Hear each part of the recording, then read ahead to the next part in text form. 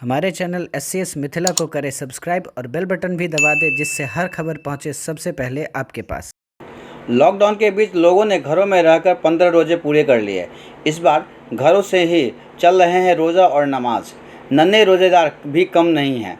बच्चों का उत्साह जिस तरह से पिछले साल रोज़े का इंतज़ार रहता था, रमज़ान के आने का, व रोज़ा रखने, तरावीह पढ़ने का, जमात में नमाज का अदा करने का रहता था इंतज़ार, लेकिन इस बार बात ही कुछ और है।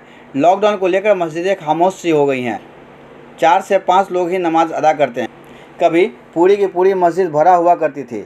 लोग एक दूसरे को इफ्तार की दावत दिया करते थे, लेकिन अब इस रमज़ान किसी को बुलाना तो दूर, खुद भी किसी अपनों के यहाँ इफ्तार की दावत पर चाहकर भी बुलाया नहीं जा सकता।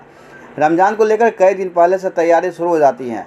रमज़ान के आने से पूर्व खास तौर से छोटे बच्चों में काफ़ी बेसब्री देखी जाती थी, लेकिन कुदरत के फैसले के आगे आज हर कोई मजबूर है। इस साल भी कोरोना संक्रमण के बीच बच्चों ने भी रोज़ा रखा है। करीमगंज स्थित मोहम्मद आरजू के 6 वर्षीय पुत्र आयान आरजू व 10 वर्षीय आरुफ आरजू और 8 वर्षीय दुलारे बाबू ने रखे रोजे।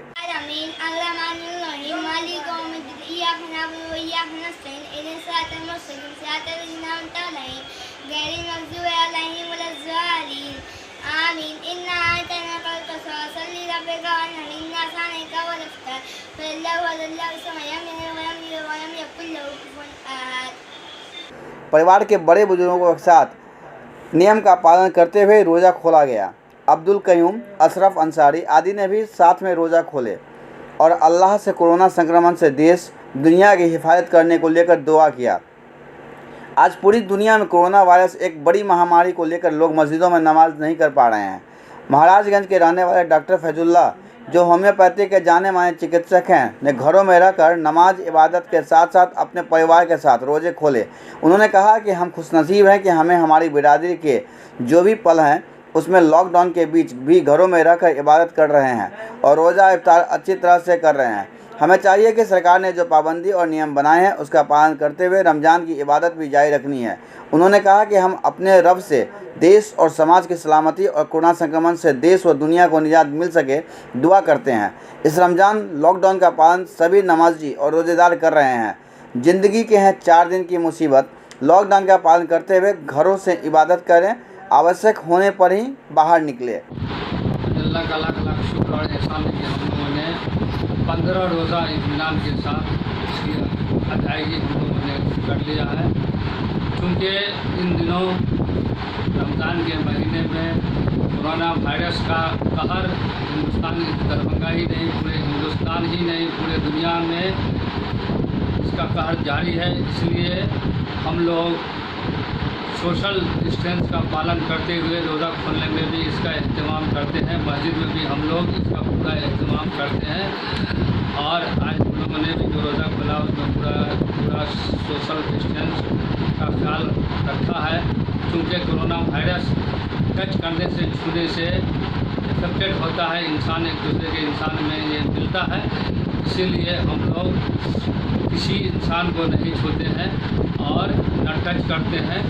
1 मीटर से ज़्यादा 2 मीटर की दूरी पर हम लोग अपना social and physical distance maintain करके रखे हुए हैं। क्योंकि सरकार का भी आह्वान है और WHO हेल्थ ऑर्गेनाइजेशन का भी यही आह्वान है कि आप लोग सोशल डिस्टेंस का पालन करें। हम लोग रमज़ान के मौका पर भी मस्जिद में नहीं जा रहे हैं, घर के अंदर ही रोज़ा खोलने का इंतजाम करते हैं और साथ ही साथ नमाज भी घर पर ही पढ़ते हैं। और रमज़ान रोज़ा खोलने से पहले हम लोग अल्लाह ताला से ये हाथ उठा के दुआ मांगते हैं कि अल्लाह ताला इस कोरोना वायरस से निजात दिला दे, जो कहर बनकर पूरे दुनिया में छाया हुआ है, इसका आतंक मचा हुआ है। अल्लाह ताला रमज़ान के मौके पर इसके कहर को तोड़ दे और इसका जो कहर को तोड़ दे, हम लोग यही दुआ करते हैं और अल्लाह से दिन और रात नमाज में रोज़ा के हालत में करते हैं कि ये जो कोरोना वायरस है उसको ख़त्म कर दे और पूरे फिर से हिंदुस्तानी ने पूरी दुनिया को खुश कर दे, खुश आबाद कर दे। SCS मिथिला के लिए दरभंगा से नासिर हुसैन की रिपोर्ट।